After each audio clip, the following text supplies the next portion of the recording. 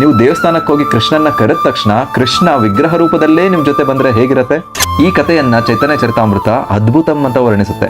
ಈ ಕಥೆ ಎಷ್ಟು ಸ್ವಾರಸ್ಯಕರವಾಗಿದೆ ಅಂತಂದ್ರೆ ಭಗವಂತ ಮತ್ತೆ ಆತನ ಭಕ್ತನ ನಡುವೆ ಯಾವ ರೀತಿ ಒಂದು ಬಾಂಧವ್ಯ ಇದೆ ಅಂತ ನಮಗೆ ಹೇಳ್ಕೊಡುತ್ತೆ. ಅಷ್ಟೇ ಅಲ್ಲ, ಭಗವಂತನ ಅರ್ಚಾ ವಿಗ್ರಹವನ್ನ ಯಾರು ಕಲ್ಲು ಅಂತ ಹೇಳ್ತಾರೆ ಅವರಿಗೆ ಕಪಾಳ ಮೋಕ್ಷ ಮಾಡುವಂತ ಇತಿಹಾಸದಲ್ಲಿ ನಡೆದಿರೋ ಕಥೆ ಇದಾಗಿದೆ. ಬನ್ನಿ ತಡ ಮಾಡದೆ ಈ ಅದ್ಭುತ ಕಥೆಗೆ ಹೋಗೋಣ. ನಮ್ಮ ದಕ್ಷಿಣ ಭಾರತದಲ್ಲಿ ಒಂದು ಊರು ಬಂದು ವಿದ್ಯಾನಗರ. ಅಲ್ಲಿ ತುಂಬಾ ಜನ ಭಗವಂತನ ಭಕ್ತರಿದ್ರು. ಅದರಲ್ಲಿ ಇಬ್ರು ಭಕ್ತರು ತೀರ್ಥಯಾತ್ರೆಗೆ ಹೊರಡಬೇಕು ಅಂತ ಹೊರಡ್ತಾರೆ. ನಮ್ಗೆಲ್ಲ ಗೊತ್ತಿರೋ ಹಾಗೆ ಈ ರೀತಿಯ ಪುಣ್ಯಕ್ಷೇತ್ರಗಳಿಗೆಲ್ಲ ಹೋಗೋದು ಭಕ್ತರ ಜೀವನದ ಒಂದು ಭಾಗ. ಆ ಇಬ್ಬರು ಭಕ್ತರಲ್ಲಿ ಒಬ್ಬರಿಗೆ ವಯಸ್ಸಾಗಿರುತ್ತೆ, ಇನ್ನೊಬ್ರು ಯುವಕರಾಗಿರ್ತಾರೆ. ಇಬ್ಬರು ಕೂಡ ಬ್ರಾಹ್ಮಣರೂ ಹೌದು. ನಾನು ಹೇಳ್ತಿರೋ ಬ್ರಾಹ್ಮಣ ಬಂದು ಕಾಸ್ಟ್ ಬ್ರಾಹ್ಮಣ ಅಲ್ಲ, ಭಗವದ್ಗೀತೆಯಲ್ಲಿ ಕೃಷ್ಣ ಯಾವ ರೀತಿ ಬ್ರಾಹ್ಮಣ ಅಂತ ಹೇಳ್ತಾರೆ ಆ ರೀತಿಯ ಬ್ರಾಹ್ಮಣರು. ಅವರು ಒಂದೇ ಊರಿನಿಂದ ಬಂದರೂ ಕೂಡ ಒಬ್ರಿಗೊಬ್ರು ಪರಿಚಯ ಏನಿರೋದಿಲ್ಲ. ಅವರು ಮೊದಲನೇ ಪುಣ್ಯಕ್ಷೇತ್ರ ಬಂದು ಗಯಾಕ್ಕೆ ಹೋಗ್ತಾರೆ. ಗಯಾದಲ್ಲಿ ವಿಷ್ಣು ಪಾದವಿದೆ. ವಿಷ್ಣು ಪಾದವನ್ನ ಪೂಜೆ ಮಾಡಿ ಮುಂದೆ ಹೋಗೋದವರು ಕಾಶಿ ವಿಶ್ವನಾಥ ದೇವಸ್ಥಾನಕ್ಕೆ. ಅಲ್ಲಿ ಗಂಗಾ ಸ್ನಾನ ಮಾಡಿ ವಿಶ್ವನಾಥನ ದರ್ಶನ ತಗೊಂಡು ಅಲ್ಲಿ ಬಿಂದು ಮಾಧವನ ದೇವಸ್ಥಾನಕ್ಕೆ ಹೋಗಿ ಪೂಜೆ ಮಾಡಿ ಅದಾದ್ಮೇಲೆ ಅವರು ಹೋಗೋದು ಪ್ರಯಾಗ್ರಾಜಕ್ಕೆ. ಇಲ್ಲಿ ತ್ರಿವೇಣಿ ಸಂಗಮ ಇದೆ, ಅಂದ್ರೆ 3 ನದಿಗಳು ಒಟ್ಟಿಗೆ ಬಂದು ಕೂಡುತ್ತೆ. ಅಲ್ಲಿ ಕೂಡ ಸ್ನಾನ ಮಾಡಿ ಮುಂದೆ ಅವರು ಹೋಗೋದೆ ವೃಂದಾವನಕ್ಕೆ. ವೃಂದಾವನ ನಮಗೆ ಗೊತ್ತಿರೋ ಹಾಗೆ ಕೃಷ್ಣ ಆಡಿ ಬೆಳೆದ ಜಾಗ ಮಥುರಾದ ಹತ್ತಿರನೇ ಇದೆ.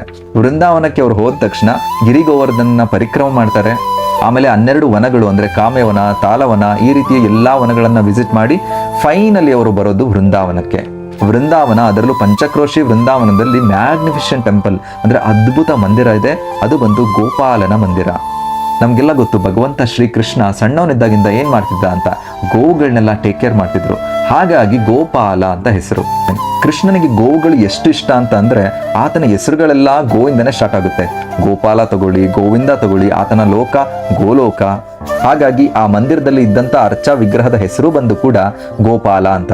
ಈ ಇಬ್ಬರು ಬ್ರಾಹ್ಮಣರು ಗೋಪಾಲನ ಮಂದಿರಕ್ಕೆ ಬರ್ತಾರೆ. ಯಮುನಾ ನದಿನಲ್ಲಿ ಸ್ನಾನ ಮಾಡ್ತಾರೆ. ಸ್ನಾನ ಮಾಡಿ ಆದ್ಮೇಲೆ ಗೋಪಾಲನ ದರ್ಶನಕ್ಕೆ ಅಂತ ಬರ್ತಾರೆ. ಇಬ್ರು ಗೋಪಾಲನ ದರ್ಶನವನ್ನ ತಗೊಳ್ತಾರೆ. ಮೈ ರೋಮಾಂಚನವಾಗುತ್ತೆ, ಕಣ್ಣಿಗೆ ಹಬ್ಬವಾಗುತ್ತೆ. ಯಾಕಂತಂದ್ರೆ ಕೃಷ್ಣ ಅಂದ್ರೆ ಅಟ್ರಾಕ್ಷನ್, ಆಕರ್ಷಣೆ. ಎಲ್ಲವನ್ನೂ ಆಕರ್ಷಿಸೋ ಶಕ್ತಿ ಗುಣವನ್ನ ಹೊಂದಿರೋನು ಕೃಷ್ಣ. ನೀವು ವೃಂದಾವನದ ಲೀಲೆನಲ್ಲಿ ನೋಡ್ಬೋದು, ಭಕ್ತರಷ್ಟೇ ಅಲ್ಲ, ಹಸುಗಳು, ಕರುಗಳು, ನವಿಲುಗಳು, ಎಲ್ಲ ಜೀವ ಚರಾಚರಗಳು ಕೃಷ್ಣನಿಗೆ ಆಕರ್ಷಣೆ ಆಗ್ತಾ ಇರ್ತವೆ. ಇವನ್ ಬ್ರಹ್ಮದೇವರು ಪ್ರಾರ್ಥನೆ ಮಾಡ್ತಾರಲ್ಲ, ಕಂದರ್ಪ ಕೋಟಿ ಕಮನೀಯ ವಿಶೇಷ ಶೋಭಂ ಗೋವಿಂದಮಾದಿ ಪುರುಷಂ ತಮಹಂ ಭಜಾಮಿ. ಹಾಗಂದ್ರೆ ಕಂದರ್ಪ ಕೋಟಿ ಅಂದ್ರೆ 1000 ಜನ ಮನ್ಮಥರು ಬಂದರೂ ಕೂಡ ಅವರು ನಿನ್ನ ಬ್ಯೂಟಿಯನ್ನ ಮ್ಯಾಚ್ ಮಾಡ್ಲಿಕ್ಕಾಗಲ್ಲ. ಅವರೇ ನಿನಗೆ ಅಟ್ರಾಕ್ಟ್ ಆಗ್ತಾರೆ, ಅಂದ್ರೆ ಆಕರ್ಷಿತರಾಗ್ತಾರೆ ಅಂತ ಸುಂದರವಾದ ಭಗವಂತನ ರೂಪವನ್ನು ನೋಡಿ ಇಬ್ಬರು ಬ್ರಾಹ್ಮಣರು ಫಾರ್ ಅ ಮೊಮೆಂಟ್ ಕಳೆದೋಗ್ಬಿಡ್ತಾರೆ. ದರ್ಶನವನ್ನ ತಗೊಂಡ್ಮೇಲೆ ವಿಶ್ರಾಂತಿಗೆ ಅಂತ ಗೋಪಾಲನ ಮಂದಿರದಲ್ಲಿ ಇಬ್ರು ಕೂಡ ಕುಳಿತುಕೊಳ್ತಾರೆ. ಆಗ ಈ ವಯಸ್ಸಾದ ಬ್ರಾಹ್ಮಣ ಯುವಕ ಬ್ರಾಹ್ಮಣನ ಕುರಿತು ಚಿಂತನೆ ಮಾಡೋಕ್ಕೆ ಸ್ಟಾರ್ಟ್ ಮಾಡ್ತಾನೆ. ನಾವು ದಾರಿನಲ್ಲಿ ಬರಬೇಕಾದ್ರೆ ನನಗೆ ಇಷ್ಟೆಲ್ಲ ಸೇವೆ ಮಾಡ್ದ, ಎಷ್ಟೆಲ್ಲ ಹೆಲ್ಪ್ ಮಾಡ್ದ ಇವನು ಅಂತ. ಈ ಜಗತ್ತಿನಲ್ಲಿ ಈ ರೀತಿ ನಾವು ಹೊರಗಡೆ ಬಂದಾಗ ನಮ್ಮನ್ನು ನಾವು ನೋಡ್ಕೊಳ್ಳೋದೇ ದೊಡ್ಡದಾಗಿರುತ್ತೆ. ಆದರೆ ಯುವಕ ಬ್ರಾಹ್ಮಣ ನಾನು ಯಾರು ಅಂತ ಗೊತ್ತಿಲ್ಲದ್ರು ಕೂಡ ಎಷ್ಟೆಲ್ಲ ಸಹಾಯ ಮಾಡಿದ್ದಾನೆ, ಎಷ್ಟೆಲ್ಲ ನನಗೆ ಸೇವೆ ಮಾಡಿದ್ದಾನೆ. ಅದರಲ್ಲೂ ಕೃಷ್ಣ ಭಕ್ತ ಕೂಡ ಎಲ್ಲಾ ರೀತಿಯ ಒಳ್ಳೆ ಕ್ವಾಲಿಟೀಸ್ ಈ ಹುಡುಗನಲ್ಲಿದೆ, ಯಾಕೆ ನನ್ನ ಮಗಳನ್ನ ಈ ಹುಡುಗನಿಗೆ ಕೊಡಬಾರ್ದು ಅನ್ನೋ ಒಂದು ಥಿಂಕಿಂಗ್ ಬರುತ್ತೆ. ಈ ತರ ಥಿಂಕಿಂಗ್ ಬಂದ ತಕ್ಷಣ ವೃದ್ಧ ಬ್ರಾಹ್ಮಣ ಯುವಕ ಬ್ರಾಹ್ಮಣನಿಗೆ ಹೇಳ್ತಾನೆ, ನೋಡಪ್ಪ ನೀನು ತುಂಬಾ ನನಗೆ ಇಷ್ಟ ಆಗಿದೆಯಾ, ನಿನ್ನ ಸೇವಾ ಮನೋಭಾವ ಆಗಿರ್ಬೋದು, ನಿನ್ನ ಗುಡ್ ಕ್ವಾಲಿಟೀಸ್ ಆಗಿರ್ಬೋದು, ಅದರಲ್ಲೂ ನೀನು ಕೃಷ್ಣ ಭಕ್ತ. ಸೊ ಹಾಗಾಗಿ ನನ್ನ ಮಗಳನ್ನ ಕೊಟ್ಟು ಮದುವೆ ಮಾಡಬೇಕು ಅನ್ಕೊಂಡಿದ್ದೀನಿ ಅಂತ ಹೇಳ್ತಾರೆ. ಆಗ ಯುವಕ ಬ್ರಾಹ್ಮಣ ಇದ್ದು, ನೋಡಿ ನಾನು ನಿಮ್ಗೆ ಸೇವೆ ಮಾಡಿದ್ದು ನೀವು ಕೃಷ್ಣ ಭಕ್ತ ಅಂತ, ನಿಮ್ಗೆ ಸೇವೆ ಮಾಡಿದ್ರೆ ಆ ಕೃಷ್ಣ ಆಕ್ಚುಲಿ ಖುಷಿ ಆಗ್ತಾನೆ. ಹಾಗಾಗಿ ನಾನು ಸೇವೆ ಮಾಡಿದ್ನೇ ಹೊರತು ನಿಮ್ಮಿಂದ ಯಾವುದೇ ರೀತಿಯ ರಿಟರ್ನ್ ಆಗಿರ್ಬೋದು ಅಥವಾ ಬೆನಿಫಿಟ್ ಆಗಿರ್ಬೋದು ನಾನು ಬಯಸೋದು ಇಲ್ಲ ಅಂತ ಹೇಳ್ತಾನೆ. ಅದಕ್ಕೆ ವೃದ್ಧ ಬ್ರಾಹ್ಮಣ ಇದ್ದು, ಹಾಗೆಲ್ಲ ಅನ್ಕೋಬೇಡಪ್ಪ, ನಾನು ನಿನಗೆ ರಿಟರ್ನ್ ಅಂತ ಏನೂ ಕೊಡ್ತಾ ಇಲ್ಲ, ನೀನು ನನಗೆ ತುಂಬಾ ಇಷ್ಟ ಆಗಿದೆಯಾ, ನಿನ್ನ ಸೇವಾ ಮನೋಭಾವ ಆಗಿರ್ಬೋದು, ಕ್ವಾಲಿಟೀಸ್ ಆಗಿರ್ಬೋದು ಇಷ್ಟ ಆಗಿದೆ, ಮತ್ತೆ ನನ್ನ ಮಗಳನ್ನು ಕೂಡ ಚೆನ್ನಾಗಿ ನೋಡ್ಕೋತೀಯಾ ಅಂತ ನಾನು ನನ್ನ ಮಗಳನ್ನ ಕೊಡ್ತೀನಿ ಅಂತ ಹೇಳ್ತಿದ್ದೀನಿ ಅಂತ ಅವ್ರು ಹೇಳ್ತಾರೆ. ಆಗ ಯುವಕ ಬ್ರಾಹ್ಮಣ ಹೇಳ್ತಾನೆ, ನೀವು ಶ್ರೀಮಂತರು, ನಾನು ಬಡವ, ನಮ್ಮಿಬ್ರು ಮಧ್ಯೆ ಸರಿ ಹೋಗೋದಿಲ್ಲ, ಹಾಗೆ ನಿಮ್ಮ ಫ್ಯಾಮಿಲಿ ಜೊತೆ ನೀವೇನು ಕೇಳೇ ಇಲ್ಲ, ಅದು ಹೇಗೆ ಡಿಸಿಷನ್ ತಗೊಳ್ತಿದ್ದೀರಾ ಅಂತ. ಅದಕ್ಕೆ ವೃದ್ಧ ಬ್ರಾಹ್ಮಣ ಹೇಳ್ತಾನೆ, ನೀನು ಬಡವ ಆಗಿರ್ಬೋದು, ನಾನು ಶ್ರೀಮಂತನಾಗಿರ್ಬೋದು, ನೀನು ನನ್ನಷ್ಟು ಕಲಿದೇ ಇರ್ಬೋದು, ಆದರೂ ಕೂಡ ನಿನ್ನಲ್ಲಿ ಸೇವಾ ಮನೋಭಾವ, ಆ ಡಿವೈನ್ ಕ್ವಾಲಿಟೀಸ್ ಇದೆಯಲ್ಲ, ಅದಕ್ಕೆ ನಾನು ಆಕ್ಚುಲಿ ಅಪ್ರಿಷಿಯೇಟ್ ಮಾಡ್ತೀನಿ, ಮತ್ತೆ ನಾನು ನನ್ನ ಮಗಳನ್ನ ಕೊಡ್ಬೇಕಂತ ಇದ್ದೀನಿ ಅಂತ ಹೇಳ್ತಾನೆ. ಯುವಕ ಬ್ರಾಹ್ಮಣ ಎಷ್ಟೆಲ್ಲ ಬೇಡ ಅಂತ ಹೇಳಿದ್ರು ಕೂಡ ವೃದ್ಧ ಬ್ರಾಹ್ಮಣ ಕೇಳೋದಿಲ್ಲ, ಫೋರ್ಸ್ ಮಾಡ್ತಾನೆ, ನೀನು ನನ್ನ ಮಗಳನ್ನ ಮದುವೆ ಆಗಲೇಬೇಕು ಅಂತ. ಆಗ ಫೈನಲ್ ಯುವಕ ಬ್ರಾಹ್ಮಣ ಹೇಳ್ತಾನೆ, ನೀನು ನಿನ್ನ ಮಗಳನ್ನ ಕೊಟ್ಟು ಮದುವೆ ಮಾಡ್ಬೇಕಂತ ಹೇಳಿದ್ರೆ ಪ್ರಾಮಿಸ್ ಮಾಡು, ಆ ಪ್ರಾಮಿಸ್ ನೀನು ಈ ಗೋಪಾಲನ ಮುಂದೆ ಮಾಡಬೇಕು ಅಂತ. ನೀನು ಕೊಡ್ತಿರೋ ಮಾತಿಗೆ, ನಮ್ಮಿಬ್ಬರ ಮಧ್ಯೆ ಆಗ್ತಿರೋ ಮಾತುಕತೆಗೆ ಗೋಪಾಲನೇ ಸಾಕ್ಷಿಯಾಗಿರ್ಬೇಕು ಅಂತ ಹೇಳ್ತಾನೆ. ಆಗ ವೃದ್ಧ ಬ್ರಾಹ್ಮಣ ಖುಷಿಯಿಂದ ಗೋಪಾಲನ ಮುಂದೆ ಹೋಗಿ, ಹೇ ಗೋಪಾಲ, ನಾನು ನಿನ್ನ ಮುಂದೆ ಪ್ರಾಮಿಸ್ ಮಾಡ್ತಾ ಇದ್ದೀನಿ, ಮಾತು ಕೊಡ್ತಾ ಇದ್ದೀನಿ, ಈ ಯುವಕ ಬ್ರಾಹ್ಮಣನಿಗೆ ನಾನು ನನ್ನ ಮಗಳನ್ನ ಕೊಟ್ಟು ಮದುವೆ ಮಾಡ್ತೀನಿ ಅಂತ ಹೇಳ್ತಾನೆ. ಆಗ ಯುವಕ ಬ್ರಾಹ್ಮಣ ಕೂಡ ಹೇಳ್ತಾನೆ, ಹೇ ಗೋಪಾಲ, ಈ ಪ್ರಾಮಿಸ್ಗೆ ಅಂದ್ರೆ ಮಾತುಕತೆಗೆ ನೀನೇ ಸಾಕ್ಷಿ. ಏನಾದ್ರೂ ಆ ಕಡೆ ಈ ಕಡೆ ಹೆಚ್ಚು ಕಮ್ಮಿ ಆಯ್ತು ಅಂತ ಅಂದ್ರೆ ನೀನೇ ಬಂದು ಸಾಕ್ಷಿ ಹೇಳಬೇಕು ಅಂತ. ನಾವಿಲ್ಲಿ ಒಂದನ್ನು ಅಬ್ಸರ್ವ್ ಮಾಡ್ಬೋದು. ಭಕ್ತರು ಅಂತಂದ್ರೆ ಯಾವತ್ತೋ ಒಂದು ದಿವಸ ದೇವಸ್ಥಾನಕ್ಕೆ ಹೋಗಿ ಕೃಷ್ಣನಿಗೆ ಕೈ ಮುಗಿದು ಬರ್ತಾರಲ್ಲ ಅವರೆಲ್ಲ. ಇಲ್ಲಿ ನೋಡಿ, ಈ ಭಕ್ತರು ಕೃಷ್ಣನನ್ನ ತಮ್ಮ ಲೈಫ್ನಲ್ಲಿ ಇನ್ಕ್ಲೂಡ್ ಮಾಡ್ಕೊಳ್ತಾ ಇದ್ದಾರೆ. ಅವರು ಭಗವಂತನನ್ನ, ಕೃಷ್ಣನನ್ನ ತಮ್ಮ ಜೀವನದ ಒಂದು ಭಾಗವನ್ನಾಗಿಸಿಕೊಂಡಿದ್ದಾರೆ. ಈ ರೀತಿಯ ಪ್ರಾಮಿಸ್ ಮಾತುಕತೆ ಆದ್ಮೇಲೆ ಬೃಂದಾವನದಿಂದ ತಮ್ಮ ಊರು ವಿದ್ಯಾನಗರಕ್ಕೆ ಅವರಿಬ್ರು ಹೋಗ್ತಾರೆ. ತಮ್ಮ ಊರಿಗೆ ಹೋದ್ಮೇಲೆ ಆ ವೃದ್ಧ ಬ್ರಾಹ್ಮಣ ಮನೆಯವರಿಗೆಲ್ಲ ಹೇಳ್ತಾನೆ, ನಾನೊಬ್ಬ ಯುವಕ ಬ್ರಾಹ್ಮಣನ ನೋಡಿದೆ, ಅವನಿಗೆ ಒಳ್ಳೆ ಕ್ವಾಲಿಟೀಸ್ ಇತ್ತು, ಅವನಿಗೆ ಒಳ್ಳೆ ಸೇವಾ ಮನೋಭಾವ ಇತ್ತು, ಹಾಗಾಗಿ ನಾನು ಪ್ರಾಮಿಸ್ ಮಾಡಿ ಬಂದಿದ್ದೀನಿ, ಆ ಯುವಕನಿಗೆ ನನ್ನ ಮಗಳನ್ನ ಕೊಟ್ಟು ಮದುವೆ ಮಾಡ್ತೀನಿ ಅಂತ. ಆಗ ಹುಡುಗಿಯ ಅಣ್ಣ ಇದ್ದು, ಅಂತ ಬಡವನಿಗೆ ನಾನಂತೂ ನನ್ನ ತಂಗಿಯನ್ನ ಕೊಡೋದಿಲ್ಲ ಅಂತ ನಿರಾಕರಿಸ್ತಾನೆ. ಅವ್ರ ಅಮ್ಮನೂ ಕೂಡ ಅದನ್ನೇ ಹೇಳ್ತಾರೆ. ಆದಾಗ್ಯೂ ಕೂಡ ವೃದ್ಧ ಬ್ರಾಹ್ಮಣ ಕೇಳೋದಿಲ್ಲ, ಇಲ್ಲ ನಾನು ಮದುವೆ ಮಾಡೇ ಮಾಡ್ತೀನಿ, ನಾನು ಪ್ರಾಮಿಸ್ ಮಾಡಿ ಬಂದಿನಿ ಅಂತ ಹೇಳಿದ್ದಕ್ಕೆ ಆಗ ಹುಡುಗಿಯ ಅಣ್ಣ ಮತ್ತೆ ಅಮ್ಮ ಏನಿರ್ತಾರೆ ಅವ್ರು ಹೇಳ್ತಾರೆ, ನೀವೇನಾದ್ರೂ ಕೊಟ್ಟು ಬಂದಿರೋ ಮಾತನ್ನ ನಡೆಸ್ತೀನಿ ಅಂತ ಹೋದ್ರೆ ನಾವಂತೂ ಜೀವಂತವಾಗಿರಲ್ಲ, ವಿಷ ತಗೊಂಡು ಸತ್ತು ಹೋಗ್ಬಿಡ್ತೀವಿ ಅಂತ ಎದುರಿಸ್ತಾರೆ. ಆಗ ವೃದ್ಧ ಬ್ರಾಹ್ಮಣನಿಗೆ ಧರ್ಮ ಸಂಕಟ ಶುರುವಾಗುತ್ತೆ. ಅಲ್ಲಿ ನೋಡಿದ್ರೆ ಗೋಪಾಲ ಕೃಷ್ಣನಿಗೆ ಪ್ರಾಮಿಸ್ ಮಾಡಿ ಬಂದಿದ್ದಾನೆ, ಇಲ್ಲಿ ನೋಡಿದ್ರೆ ಇವರು ಸಾಯ್ತೀನಿ ಅಂತ ಹೇಳ್ತಾ ಇದ್ದಾರೆ. ಹಾಗಾಗಿ ವೃದ್ಧ ಬ್ರಾಹ್ಮಣನಿಗೆ ಅವನ ಮಗ ಹೇಳ್ತಾನೆ, ನೀನೇನು ತಲೆ ಕೆಡಿಸ್ಕೋಬೇಡ, ನನ್ಗೆ ಗೊತ್ತು ನೀನು ಸುಳ್ಳು ಹೇಳೋಕ್ಕಾಗೋದಿಲ್ಲ ಅಂತ.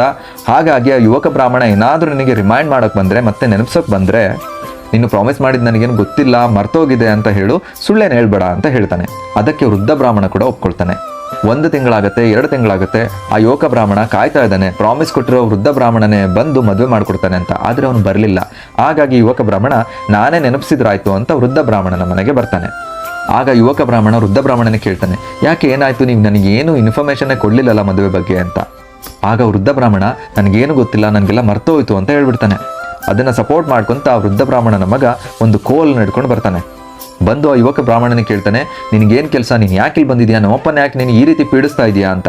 ಅದಕ್ಕೆ ಯುವಕ ಬ್ರಾಹ್ಮಣ ಹೇಳ್ತಾನೆ, ಇಲ್ಲ ಸ್ವಾಮಿ, ನಿಮ್ಮ ತಂದೆ ಈ ರೀತಿ ಪ್ರಾಮಿಸ್ ಮಾಡಿದ್ರು, ಅದಕ್ಕೆ ನಾನು ಕೇಳೋಕೆ ಬಂದಿದ್ದೀನಿ ಅಂತ. ಆಗ ಯುವಕ ಬ್ರಾಹ್ಮಣ ಇದೆಲ್ಲ ಸರಿ ಹೋಗೋದಿಲ್ಲ ಅಂತ ಊರಿನ ಮುಖ್ಯಸ್ಥರು ಮತ್ತೆ ಹಿರಿಯರನ್ನ ಸೆಟಲ್ಮೆಂಟ್ ಮಾಡಲಿಕ್ಕೆ ಅಂತ ಕರ್ಕೊಂಡ್ಬರ್ತಾನೆ.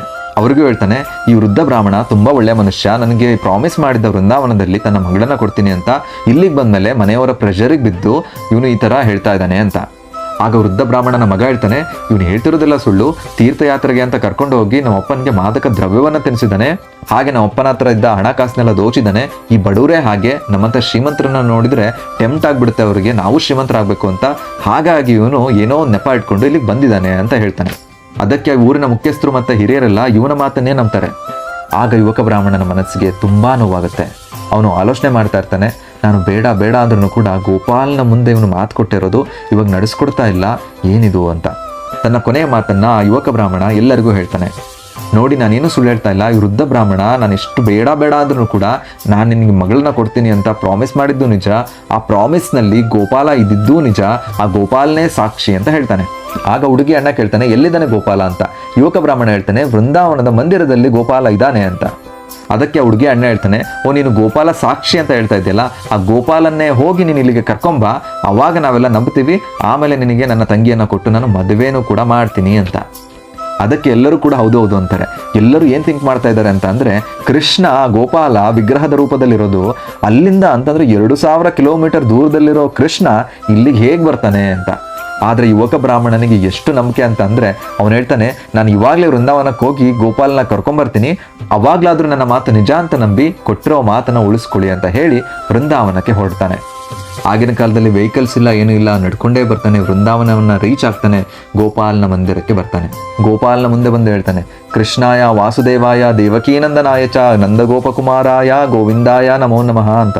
ಹೇ ಗೋಪಾಲ, ಅವತ್ತು ನಿನ್ನ ಮುಂದೆನೇ ಆ ವೃದ್ಧ ಭಕ್ತ ಪ್ರಾಮಿಸನ್ನು ಮಾಡಿದ್ದಾನೆ, ಮಾತನ್ನು ಕೊಟ್ಟಿದ್ದಾನೆ, ಆದರೆ ಮನೆಯವರ ಒತ್ತಾಯಕ್ಕೆ ಬಿದ್ದು ಪ್ರಾಮಿಸ್ ಮಾಡೇ ಇಲ್ಲ, ಮಾತು ಕೊಟ್ಟೇ ಇಲ್ಲ ಅಂತ ಹೇಳ್ತಿದ್ದಾನೆ. ಮಾತನ್ನ ನನಗೆ ಕೊಟ್ಟಿದ್ದ ಅಂತಂದ್ರೆ ನಾನೇನೋ ಬಿಟ್ಬಿಡ್ತಾ ಇದ್ದೆ, ಆದರೆ ಗೋಪಾಲ ನಿನಗೆ ಕೊಟ್ಟಿದ್ದಾನೆ ಆ ಮಾತನ್ನ. ಈ ರೀತಿ ಸುಳ್ಳನ್ನು ಹೇಳಿದ್ರೆ ಬ್ರಾಹ್ಮಣನ ಪ್ರಿನ್ಸಿಪಲ್ಸ್ ಅಲ್ಲಿ, ಭಕ್ತನ ನಿಷ್ಠೆಯಲ್ಲಿ, ಹಾಗಾಗಿ ಈ ಗೋಪಾಲ ನೀನೇ ಸಾಕ್ಷಿ ಹೇಳಬೇಕು ಅಂತ ಹೇಳ್ತಾನೆ. ಆಗ ಒಂದು ಅದ್ಭುತಂ ನಡೆಯುತ್ತೆ. ಆ ಭಗವಂತ ಗೋಪಾಲ ಮಾತಾಡ್ಲಿಕ್ಕೆ ಸ್ಟಾರ್ಟ್ ಮಾಡ್ತಾನೆ. ಗೋಪಾಲ ಹೇಳ್ತಾನೆ, ಓ ನನ್ನ ಪ್ರೀತಿಯ ಭಕ್ತ, ಹೌದು ನಿಮ್ಮಿಬ್ಬರ ಪ್ರಾಮಿಸ್ನಲ್ಲಿ ನಾನೂ ಕೂಡ ಇನ್ಕ್ಲೂಡ್ ಆಗಿದ್ದೀನಿ, ನಾನೇ ಸಾಕ್ಷಿ ಕೂಡ. ನೀನು ಇವಾಗ ಏನು ಮಾಡು ಅಂತ ಅಂದರೆ, ಮತ್ತೆ ವಿದ್ಯಾನಗರಕ್ಕೆ ಹೋಗು, ಅಲ್ಲಿ ಎಲ್ಲರನ್ನೂ ಕರಿ, ನಾನು ಪ್ರತ್ಯಕ್ಷನಾಗಿ ಸಾಕ್ಷಿಯನ್ನು ಹೇಳ್ತೀನಿ ಅಂತ ಹೇಳ್ತಾನೆ. ಆಗ ಯುವಕ ಬ್ರಾಹ್ಮಣ ಹೇಳ್ತಾನೆ, ಹೇ ಗೋಪಾಲ, ನೀನು ಆ ರೀತಿ ಮಾಡಿದ್ರೆ ಯಾರೂ ಕೂಡ ನಂಬೋದಿಲ್ಲ, ಅವರಿಗೆ ನೀನೇ ಪರ್ಸ್ನಲಿ ಬಂದು ಸಾಕ್ಷಿ ಹೇಳಿದ್ರೆ ಮಾತ್ರ ನಂಬೋದು ಅಂತ. ಅದಕ್ಕೆ ಗೋಪಾಲ ನಕ್ಕಂತ ಕೇಳ್ತಾನೆ, ಎಲ್ಲಾದರೂ ಅರ್ಥ ವಿಗ್ರಹ ನಡೆಯೋದನ್ನು ನೋಡಿದ್ಯಾ ಭಕ್ತ ಅಂತ. ಅದಕ್ಕೆ ಈ ಭಕ್ತ ಹೇಳ್ತಾನೆ, ನಾನು ಅರ್ಚ ವಿಗ್ರಹ ಮಾತಾಡೋದನ್ನು ಕೂಡ ನೋಡಿಲ್ಲ, ಆದರೆ ಇವತ್ತು ಮಾತಾಡ್ತಾ ಇದೆಯಾ, ಅರ್ಚ ವಿಗ್ರಹ ಮಾತಾಡ್ಬೋದು ಅಂತ ಅಂದರೆ ನಡಿಲೂಬಹುದು ಕೂಡ ಗೋಪಾಲ ಅಂತ. ಈ ಭಕ್ತನ ಬುದ್ಧಿವಂತಿಕೆ ಮತ್ತು ಆತ ಕೊಟ್ಟ ಲಾಜಿಕ್ಕು ತುಂಬ ಇಷ್ಟ ಆಗುತ್ತೆ ಗೋಪಾಲನಿಗೆ. ಅದಕ್ಕೆ ಗೋಪಾಲ ಹೇಳ್ತಾನೆ, ಸರಿ ನಾನು ಬರ್ತೀನಿ ಅಂತ. ಇದನ್ನು ಕೇಳಿ ಯುವಕ ಬ್ರಾಹ್ಮಣ ತುಂಬ ಖುಷಿ ಆಗ್ತಾನೆ. ಆಮೇಲೆ ಗೋಪಾಲ ಹೇಳ್ತಾನೆ, ನಾನು ಬರ್ತೀನಿ, ಆದರೆ ಒಂದು ಕಂಡೀಷನ್ ಇದೆ ಅಂತ. ಇವನು ಕೇಳ್ತಾನೆ, ಏನು ಕಂಡೀಷನ್ ಅದು ಅಂತ. ಅದಕ್ಕೆ ಗೋಪಾಲ ಹೇಳ್ತಾನೆ, ನಾನು ನಿನ್ನಿಂದನೇ ನಡ್ಕೊಂಡು ಬರ್ತಾ ಇರ್ತೀನಿ, ಆದರೆ ನೀನು ಹಿಂದೆ ತಿರುಗಿ ನೋಡೋಂಗಿಲ್ಲ ಅಂತ. ಅದಕ್ಕೆ ಯುವಕ ಬ್ರಾಹ್ಮಣ ಕೇಳ್ತಾನೆ, ನೀನು ಬರ್ತಾ ಇದೆಯೋ ಇಲ್ವೋ ಅಂತ ನನಗೇನು ಕನ್ಫರ್ಮೇಷನ್ನು ಅಂತ. ಆಗ ಗೋಪಾಲ ಹೇಳ್ತಾನೆ, ನನ್ನ ಕಾಲಲ್ಲಿ ಗೆಜ್ಜೆ ಇದೆ, ಆ ಗೆಜ್ಜೆಯ ಸೌಂಡ್ನ ಕೇಳ್ಕೊಂತ ನೀನು ಮುಂದೆ ನಡೀತಾ ಇರಬೇಕು, ನಾನು ಹಿಂದೆ ನಡ್ಕೊಂಡು ಬರ್ತಾ ಇರ್ತೀನಿ ಅಂತ. ಆಯ್ತು ಅಂತ ಹೇಳಿ ಉತ್ತರ ಭಾರತದಲ್ಲಿರೋ ವೃಂದಾವನದಿಂದ ದಕ್ಷಿಣ ಭಾರತದಲ್ಲಿರೋ ವಿದ್ಯಾನಗರಕ್ಕೆ ಇಬ್ಬರೂ ಕೂಡ ನಡೀಲಿಕ್ಕೆ ಸ್ಟಾರ್ಟ್ ಮಾಡ್ತಾರೆ. ಆ ಭಕ್ತ ಶ್ರೀಮದ್ ಭಾಗವತದ ಶ್ಲೋಕಗಳನ್ನು ಪಠಿಸ್ತಾ, ನನ್ನ ಕೃಷ್ಣ ನನ್ನ ಗೋಪಾಲ ಎಷ್ಟು ಗ್ರೇಟು ಅಂತ ಹಾಡ್ತಾ ಕುಣಿತಾ 1 ದಿನವಲ್ಲ, 2 ದಿನವಲ್ಲ, 10 ದಿನವಲ್ಲ, 100 ದಿನಗಳ ಕಾಲ ನಡೀತಾ ವಿದ್ಯಾನಗರವನ್ನು ರೀಚ್ ಆಗ್ತಾರೆ. ನೋಡಿ, ಕೃಷ್ಣ ಯಾರು? ಭಾಗವತ ಹೇಳುತ್ತೆ, ದೇವೋತ್ತಮ ಪರಮ ಪುರುಷ ಶ್ರೀಕೃಷ್ಣ ಅಂತ. ಬ್ರಹ್ಮದೇವರು ಪ್ರೇ ಮಾಡ್ತಾರೆ, ಲಕ್ಷ್ಮೀ ಸಹಸ್ರ ಶತಸಂಭ್ರಮ ಸೇವ್ಯಮಾನಂ ಅಂತ. ಹಾಗಂದ್ರೆ 1000 ಲಕ್ಷ್ಮಿಯರು ನಿನ್ನ ಸೇವೆಯನ್ನ ಮಾಡಬೇಕು ಅಂತ ತುದಿಗಾಲಲ್ಲಿ ಹಂಬಲಿಸ್ತಾ ನಿಂತಿರ್ತಾರೆ ಅಂತ. ಯಾರ ಮಾತನ್ನ ಇಂದ್ರದೇವ, ಚಂದ್ರ, ಸೂರ್ಯ, ಅಗ್ನಿದೇವ ಮತ್ತೆ ಎಲ್ಲಾ ದೇವತೆಗಳು ಕೇಳ್ತಾರೆ ಅಂತ ಕೃಷ್ಣ ಒಬ್ಬ ಆರ್ಡಿನರಿ ಭಕ್ತನಿಗೋಸ್ಕರ ಸಾಕ್ಷಿಯನ್ನ ಕೊಡ್ಲಿಕ್ಕೆ 1000 ಕಿಲೋಮೀಟರ್ ದೂರವನ್ನ ಅರ್ಚಾ ವಿಗ್ರಹ ರೂಪದಲ್ಲಿ ಇದ್ರೂ ಕೂಡ ನಡ್ಕೊಂಡು ಬರ್ತಾ ಇದ್ದಾನೆ. ನಾವು ಅವಾಗಲೇ ನೋಡಿದ್ವಿ ಭಕ್ತ ಯಾವ ರೀತಿ ಕೃಷ್ಣನನ್ನ ತನ್ನ ಲೈಫಿನ ಒಂದು ಭಾಗ ಮಾಡ್ಕೋತಾ ಇದ್ದಾನೆ ಅಂತ. ಅದೇ ರೀತಿಯಲ್ಲಿ ಕೃಷ್ಣ ಇವಾಗ ಅವನ ಲೈಫಿನ ಭಾಗವಾಗಿ ಸಾಕ್ಷಿಯನ್ನ ಹೇಳಲಿಕ್ಕೆ ಬರ್ತಾ ಇದ್ದಾನೆ. ಕೃಷ್ಣ ಅಲ್ಲಿ ತೋರಿಸ್ಕೊಡ್ತಾ ಇದ್ದಾರೆ, ನೀನು ನನ್ನನ್ನು ನಿನ್ನ ಜೀವನದ ಭಾಗವನ್ನಾಗಿ ಮಾಡಿಕೊಂಡ್ರೆ ನಾನು ನಿನಗೋಸ್ಕರ ನಡೆಯೋದಲ್ಲ, ನಾನು ನಿನ್ನ ಜೊತೆನೇ ನಡೀತೀನಿ ಅಂತ.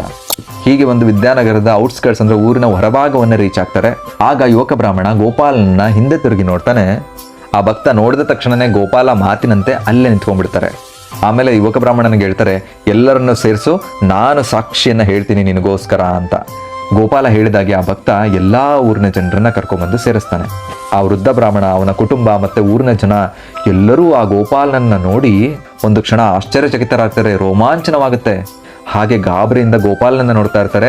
ಗೋಪಾಲ ಹೇಳ್ತಾರೆ, ನೋಡಿ, ವೃದ್ಧ ಬ್ರಾಹ್ಮಣ ಯುವಕ ಬ್ರಾಹ್ಮಣನಿಗೆ ತನ್ನ ಮಗಳನ್ನ ಕೊಟ್ಟು ಮದುವೆ ಮಾಡ್ತೀನಿ ಅಂತ ನನ್ನ ಮುಂದೆನೇ ಮಾತು ಕೊಟ್ಟಿದ್ದಾನೆ, ಪ್ರಾಮಿಸ್ ಮಾಡಿದ್ದಾನೆ. ಯುವಕ ಬ್ರಾಹ್ಮಣ ನನ್ನ ಭಕ್ತ ಹೇಳ್ತಿರೋದ್ರಲ್ಲಿ ಯಾವ ಸುಳ್ಳು ಇಲ್ಲ, ಎಲ್ಲವೂ ನಿಜ. ಅದಕ್ಕೆ ನಾನು ನಿಮ್ಮ ಮುಂದೆ ಸಾಕ್ಷಿ ಹೇಳೋಕೆ ಬಂದಿದ್ದೀನಿ ಅಂತ ಗೋಪಾಲ ಹೇಳ್ತಾರೆ. ಆಗ ಜನರೆಲ್ಲ ಮೊದಲು ಆಶ್ಚರ್ಯಚಕಿತರಾಗಿದ್ರು, ಆಮೇಲೆ ಗಾಬರಿ ಆಗಿದ್ರು, ಇವಾಗ ದುಃಖ ತಪ್ತರಾಗ್ತಾರೆ. ಯಾಕಂತಂದ್ರೆ ನಾವೆಲ್ಲ ಗೋಪಾಲನ್ನ, ಭಗವಂತನನ್ನ 1000 ಕಿಲೋಮೀಟರ್ ನಡೆಯೋ ತರ ಮಾಡಿದೀವಲ್ಲ, ನಾವೆಂತ ಮೂರ್ಖರು ಅಂತ.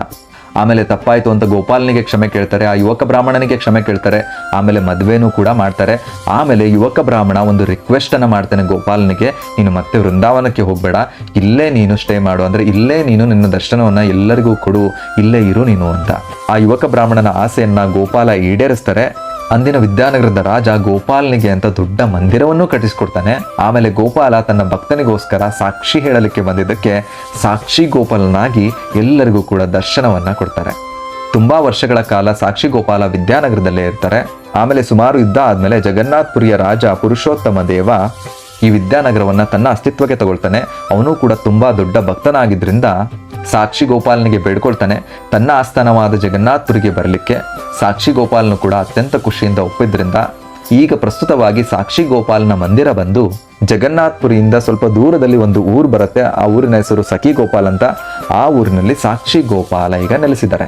ಈ ಕಥೆಯಿಂದ ನಾವು ತುಂಬಾ ಕಲಿಯುತ್ತಿದೆ. ಭಗವದ್ಗೀತೆಯಲ್ಲಿ ಕೃಷ್ಣ ಹೇಳೋ ಹಾಗೆ ನಮೇ ಭಕ್ತ ಪ್ರಣಶತಿ, ಅಂದ್ರೆ ನನ್ನ ಭಕ್ತ ಯಾವುದೇ ಟ್ರಬಲ್ನಲ್ಲಿರಲಿ, ಯಾವುದೇ ಪ್ರಾಬ್ಲಮ್ನಲ್ಲಿರಲಿ, ಅವನನ್ನ ಆ ಪ್ರಾಬ್ಲಮ್ನಲ್ಲಿ ಇರೋಕ್ಕೆ ನಾನು ಬಿಡೋದಿಲ್ಲ.